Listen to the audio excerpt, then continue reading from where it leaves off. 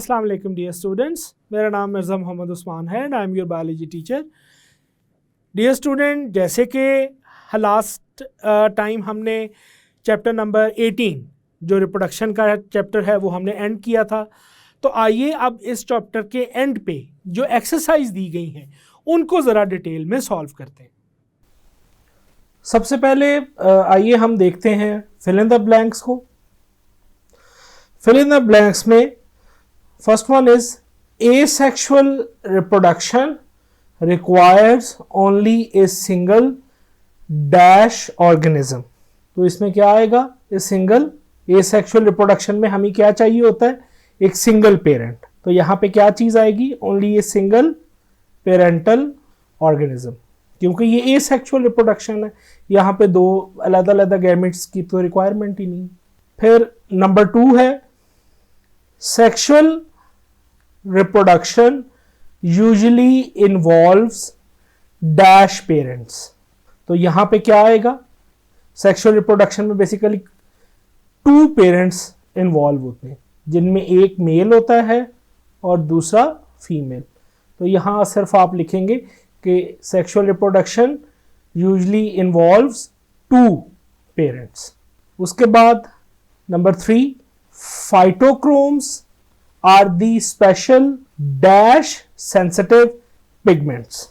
तो यहाँ पे क्या आएगा, phytochromes are the special blue light sensitive pigments। Question number 4, external fertilization occurs in dash environment। तो external fertilization हमने कहा था किस environment में होती है, कि जहाँ पे फीमेल जो है वो एग ले करती है और उसके बाद फिर पानी के थ्रू जो स्पर्म्स हैं वो तैरते हुए उन एग्स तक पहुँचते हैं और वहाँ फर्टिलाइजेशन होती है। तो चूँकि ये वाटर का तस्करा इसमें आया था, तो external fertilization occurs in aquatic environment, जैसे कि हमने फ्रॉग और फिश में कहा था कि एक्सटर्नल फर्टिलाइजेशन होती है। उसके बाद number 5, dash and dash animals provide more protection to their young one during development। तो कौन कौन से होते हैं, ज़्यादा प्रोटेक्शन तो तभी आएगी ना कि जब जो डेवलपिंग एम्ब्रियो है उसके इर्द गिर्द कोई प्रोटेक्टिव मटेरियल हो। तो शाबाश जो विविपेरस हैं, क्योंकि ये अपने वूम में बड़ा जो एम्ब्रियो है उसको वेल प्रोटेक्टेड रखते हैं। और इसके बाद दूसरे कौन से एनिमल थे, शाबाश ovoviviparous. Viviparous and ovoviviparous animals provide more protection to their young one during development. फिर आ जाता है number 6, a placenta is established between the uterine and dash tissues for exchange of oxygen. तो it is established between the uterine and foetal tissue, और फिर इसके through ना सिर्फ ऑक्सीजन का एक्सचेंज होता है बल्कि न्यूट्रिएंट्स एंड वेस्ट प्रोडक्ट्स का भी एक्सचेंज प्लेसेंटा के थ्रू ही होता है। Then comes number 7, the reduction of progesterone level stimulates the dash gland to produce oxytocin hormone. तो यहां आपको पता है कि ये बेसिकली ऑक्सीटोसिन जो हार्मोन है ये कहाँ से रिलीज होता है, शाबाश पिट्यूटरी ग्लैंड से। ये at the time of birth हो रहा होता है ना, कि जब प्रोजेस्टेरॉन का लेवल रिड्यूस होता है तो ये स्टिमुलेट करता है पिट्यूटरी ग्लैंड को कि वो ऑक्सीटोसिन हार्मोन प्रोड्यूस करे। ऑक्सीटोसिन फिर आके यूट्राइन कॉन्ट्रैक्शंस करवाता है और जिसकी वजह से फिर अल्टीमेटली बर्थ का प्रोसेस कंप्लीट होता है। तो ये students fill in the blanks. फिर क्वेश्चन नंबर 2 है एक्सरसाइज का, right whether the statement is true or false and if the statement is false write the correct statement. तो इसमें सबसे पहले आपने ये देखना है कि ये जो स्टेटमेंट है ये ट्रू है या फॉल्स है। अगर फॉल्स स्टेटमेंट हो तो उसको फिर आपने ट्रू करके भी लिखना है। तो नंबर 1 है, asexual reproduction involves mitotic cell division. तो ये बात बिल्कुल ठीक है, ये स्टेटमेंट ट्रू होगी, इसमें माइटोटिक सेल डिवीजन ही होती है। Then number 2, asexually produced offsprings are genetically identical to their parents। ये भी बात बिल्कुल ठीक है, चूंकि मेयोसिस नहीं हो रही यहाँ पे, तो कोई क्रॉसिंग ओवर या जो जेनेटिक रिकॉम्बिनेशन है कुछ ऐसा नहीं हो रहा जिसके रिजल्ट में ये जो इंडिविजुअल्स हैं ये पेरेंट्स से आइडेंटिकल होंगे पेरेंट्स के, या मॉर्फोलॉजिकली सिमिलर होंगे अपने पेरेंट्स को। फिर आ जाता है question number 3, sexual reproduction involves single parent. तो बताइए ठीक होगा कि नहीं? शाबाश, this is a false statement, क्योंकि जो सेक्सुअल रिप्रोडक्शन है इट इन्वॉल्व्स 2 पेरेंट्स। इस तरह से भी ये स्टेटमेंट ट्रू हो सकती है, और या फिर आप सादा इस सेक्सुअल की जगह एसेक्सुअल लिख दें तो भी ठीक हो सकता है। यानी कि यहाँ पे अगर आप एसेक्सुअल लिख दें तो भी ये स्टेटमेंट ठीक हो सकती है। Asexual reproduction involves single parent. तो दोनों तरह से आप ये अटेम्प्ट कर सकते हैं। या तो आप लिख दें कि सेक्सुअल रिप्रोडक्शन इन्वॉल्व्स 2 पेरेंट्स, ये भी ठीक है, या फिर asexual reproduction involves single parent. उसके बाद आ जाता है question number 4, sexually produced offsprings are identical to their parents। तो बताइए, शाबाश, ये भी फॉल्स स्टेटमेंट है। ये भी 2 तरह से करेक्ट हो सकती है। या तो आप इस सेक्सुअली की जगह लिख दें asexually produced offsprings are identical to their parents, क्योंकि माइटोटिक डिवीजन हुई होती है।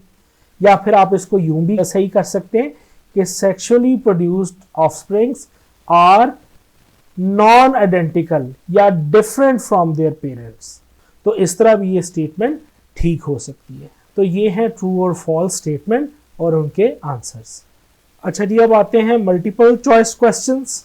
यहाँ पे क्वेश्चन नंबर 1 है, reproduction is very important to the survival of a species, B individual, C population, and option D is both A and B. तो यहाँ पे जो करेक्ट आंसर है दैट इज ए स्पीसीज। ये हमने पढ़ा भी था कि जो रिप्रोडक्शन है it is very important to the survival of species. Although the survival of species is linked to the survival of individuals, लेकिन जो रिप्रोडक्शन का मेन फोकस होता है that is the survival of the species. Then question number 2, in plants photo period and temperature affect number A flowering, B buds and seed dormancy, C fruit and seed production, D all A, B and C। तो यहाँ पे ये जो सारे processes हैं यानी कि flowering, birds and seed dormancy, उसके अलावा फ्रूट एंड सीड प्रोडक्शन, ये सारे बेसिकली फोटो पीरियड और टेम्परेचर से अफेक्ट हो रहे होते हैं। तो यहाँ पे करेक्ट ऑप्शंस कौन सी होगी? Option number D. उसके बाद आ जाता है question number 3, developing seeds are rich source of auxins, cytokinin, gibberellins and D is all B and C. तो यहां जो करेक्ट ऑप्शन है दैट इज ऑप्शन डी, यानी कि जो डेवलपिंग सीड है वो ऑक्सिन्स, साइटोकाइनिन और जिब्रेलिन्स तीनों का रिच सोर्स होता है।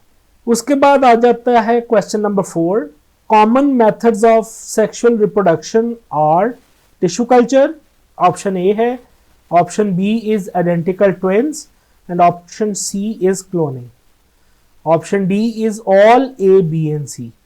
तो यहाँ पे बेसिकली कोई भी मेथड नहीं है सेक्सुअल रिप्रोडक्शन का, ये सारे ए सेक्सुअल रिप्रोडक्शन के मेथड्स हैं। Then question number 5, photo period affects flowering when shoot meristem start producing, option A है फ्लावर बर्ड्स, बी है लीव्स, सी है लैटरल बर्ड एंड डी है बी एंड सी। तो इसमें जो करेक्ट ऑप्शन है that is option A, photo period affects flowering when shoot meristem starts producing flower buds या floral buds. तो ये बेसिकली मल्टीपल चॉइस क्वेश्चंस हैं। क्वेश्चन नंबर 4 में शायद ये एसेक्सुअल पूछना चाह रहे हैं, लेकिन मिस प्रिंटिंग की वजह से यहाँ पे वो चीज़ नहीं लिखी हुई, क्योंकि जो common methods of asexual reproduction है वो ये सारे ही हैं, टिश्यू कल्चर भी, आइडेंटिकल ट्विन्स भी और क्लोनिंग भी। तो इसमें जो ऑप्शन होगी ठीक वो ऑप्शन डी है, यानी कि ऑल ए बी एंड सी, क्योंकि ये जो तीनों मेथड्स हैं ये कॉमन मेथड्स हैं एसेक्सुअल रिप्रोडक्शन के। तो यहाँ आपकी बुक में एसेक्सुअल में से जो ए का अल्फ़ाबेट है वो मिसिंग है, तो अगर यहाँ पे एसेक्सुअल लिख दिया जाए तो उसके लिए ऑप्शन डी करेक्ट होगी। आइए अब हम आते हैं शॉर्ट क्वेश्चंस की तरफ। तो क्वेश्चन है what changes occur in ovulation and menstruation during pregnancy. तो ये आपको पता है कि ड्यूरिंग प्रेगनेंसी ना तो ओवुलेशन होती है और ना ही मेंस्ट्रुएशन होती है, क्योंकि जो प्रोजेस्टेरॉन है वो इन दोनों प्रोसेसेस को इनहिबिट करता है, क्योंकि वो एफएसएच की रिलीज ही नहीं होने देता। तो उसके रिजल्ट में ना तो ओवुलेशन होती है और ना ही मेंस्ट्रुएशन होती है ड्यूरिंग प्रेगनेंसी। फिर उसके बाद क्वेश्चन नंबर 2 है what is the difference between oogenesis and spermatogenesis in humans. तो इसमें एक तो आप याद करें, जो आपको ये दोनों टॉपिक्स पढ़ाते हुए पिक्चर्स सामने रख के हम डिफरेंट स्टेजेस बताई गई थी ओवोजेनेसिस में भी और स्पर्मेटोजेनेसिस में, वो आप एक्सप्लेन कर देंगे।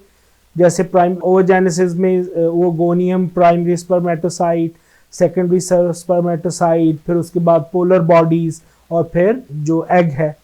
इसी तरह स्पर्मेटोजेनेसिस में भी स्पर्मेटोगोनियम, फिर प्राइमरी स्पर्मेटोसाइट्स, सेकेंडरी स्पर्मेटोसाइट्स और उसके बाद फिर स्पर्मेटेड। तो ये आप सामने पिक्चर या तो ड्रॉ कर दें साथ, या सिर्फ इसको एक स्कीमेटिक की हेल्प से एक्सप्लेन कर दें, या फिर आप इसको टेबल की फॉर्म में भी बता सकते हैं कि जैसे स्पर्मेटोजेनेसिस में जिन पॉइंट्स को आपने लिखना है कि in spermatogenesis 4 sperms are produced from primary spermatocyte. oogenesis में लिख देंगे इसी पॉइंट के साथ कि during oogenesis only 1 egg is produced from primary oocyte through meiotic division। फिर दूसरा पॉइंट है कि spermatogenesis takes place in male continuously after puberty या maturity। तो इसमें oogenesis वाले कॉलम में आप लिख देंगे कि oogenesis is in female is a periodic process। फिर आप तीसरा पॉइंट स्पर्मेटोजेनेसिस में लिख देंगे कि sperms are released in a large quantity, जबकि oogenesis में आप लिखेंगे कि only 1 ovum is released at a time. फिर आ जाता है स्पर्मेटोजेनेसिस में कि meiosis 1 and 2 are completed in this process, जबकि oogenesis में meiosis 1 completed but meiosis 2 proceeds as far as metaphase 2। तो इस तरह से आप टेबल की फॉर्म में इस क्वेश्चन को भी डिस्कस कर सकते हैं या आंसर कर सकते हैं। फिर उसके बाद क्वेश्चन नंबर 3 है कि how is a seed formed. तो इसका आप यूं आंसर कर सकते हैं कि a seed is formed after fertilization of egg in ovule. The formation of seed completes the process of reproduction in plants. उसके बाद आ जाता है question number 4 what is the importance of seed in the life cycle of a plant. तो इसका answer ये है it the seed basically seed enables an embryo to survive the long periods of unfavorable conditions such as scarcity or low temperature. The dispersal of seeds via wind, water and animals helps in survival of plant species by establishing to the new environment or ecosystems। तो ये इसका एक complete answer होगा question number 4 का। अच्छा जी, अब आ जाते हैं एक्सटेंसिव क्वेश्चंस की तरफ, जिनमें से क्वेश्चन नंबर 1 है what are the functions of placenta during a pregnancy. तो इसमें सबसे पहले आप प्लेसेंटा बताएंगे कि क्या होता है, कि ये कम्युनिकेशन है between maternal and fetal tissues, और फिर आप बताएंगे कि जितने भी न्यूट्रिएंट्स का जो एक्सचेंज है, जो वेस्ट मटेरियल का एक्सचेंज है, जो ऑक्सीजन है, वो बेसिकली इसी प्लेसेंटा के थ्रू मदर से फीटस की तरफ जाती है। तो प्लेसेंटा बेसिकली एक फीटस का मदर के साथ एक कनेक्शन है, और इसी के थ्रू जो मैंने ये सारे प्रोसेसेस आपको बताए हैं वो यहाँ पे होते हैं। इस तरह आप उनको एनलिस्ट कर देंगे। फिर आखिर में ये भी बता दीजिएगा कि आफ्टर द बर्थ जो एम्ब्लाइकल कॉर्ड है उसको कट कर दिया जाता है और लाइगेट कर दिया जाता है, और फिर जो इंडिविजुअल है ऑफस्प्रिंग वो इंडिविजुअली ग्रो करता है। फिर क्वेश्चन नंबर 3 है डिस्क्राइब ह्यूमन मेंस्ट्रुअल साइकिल। तो जिस तरह आपको टॉपिक में ये डिटेल में डिस्क्राइब किया था वही इवेंट्स आप स्टेप वाइज यहाँ पे डिस्क्राइब करेंगे, साथ ये वाली डायग्राम बनाएंगे। इनमें से ये जो ओवेरियन इवेंट्स हैं इनका भी जिक्र कीजिएगा कि यहाँ पे फॉलिकल्स की ग्रोथ होती है, फिर ओवुलेशन होती है, फिर कॉर्पस लूटियम बनता है, और फिर जब वो रिग्रेस कर जाता है तो उसको कॉर्पस अल्बिकेंस कहते हैं। जो ग्रोइंग फॉलिकल का फेज़ है उसमें जो एंडोमेट्रियम है उसमें भी प्रोलिफरेशन हो रही होती है, यानी कि ना सिर्फ उसकी थिकनेस इंक्रीज़ होती है एंडोमेट्रियम की, बल्कि उसके अंदर ब्लड सप्लाई भी ज़्यादा होती है क्योंकि न्यू ब्लड वेसल्स वहाँ पे बनती हैं। तो अगर तो प्रेगनेंसी हो जाए तो वेल एंड गुड, अगर प्रेगनेंसी ना हो तो फिर वो ब्लीडिंग स्टार्ट होती है जिसमें ये सारे जो एंडोमेट्रियम है इसकी डिस्ट्रक्शन होती है और ब्लड वेसल्स की भी डिस्ट्रक्शन होती है, जिसके रिजल्ट्स में हैवी ब्लीडिंग होती है। फिर साथ आप ये जो हर फेज़ है यानी जो मेंस्ट्रुएशन है ये कितने दिन तक चलती है, प्रोलिफरेटिव फेज़ की क्या लेंथ है, और ये जो स्क्रीटरी फेज़ है इसकी क्या लेंथ है, ये आप बताएंगे। इसके साथ साथ आप जो टोटल लेंथ है इस सारे प्रोसेस की, बेसिकली जिसको हम फीमेल रिप्रोडक्टिव साइकिल कहते हैं, उसकी 28 डेज़ लेंथ है, ये भी आप बताएंगे। और उस 28 डेज़ को हमने जिन ये मेंस्ट्रुअल फेज़ में, प्रोलिफरेटिव फेज़ में और स्क्रीटरी फेज़ में डिवाइड किया हुआ है, तो इसमें हर एक जो फेज़ है वो कितने कितने दिन तक लास्ट करता है उसको आप सीक्वेंस में बताएंगे। तो इस तरह से आप इस क्वेश्चन को यहाँ पे अटैम्प्ट करेंगे। अच्छा जी, क्वेश्चन नंबर 4 है right notes on the following. इसमें सबसे पहले है पार्थेनोजेनेसिस। तो डियर स्टूडेंट, वीडियो को यहाँ स्टॉप करके ये पूरा एक कम्प्रीहेंसिव आंसर है टू दिस क्वेश्चन, इसको ज़रा नोट कीजिएगा।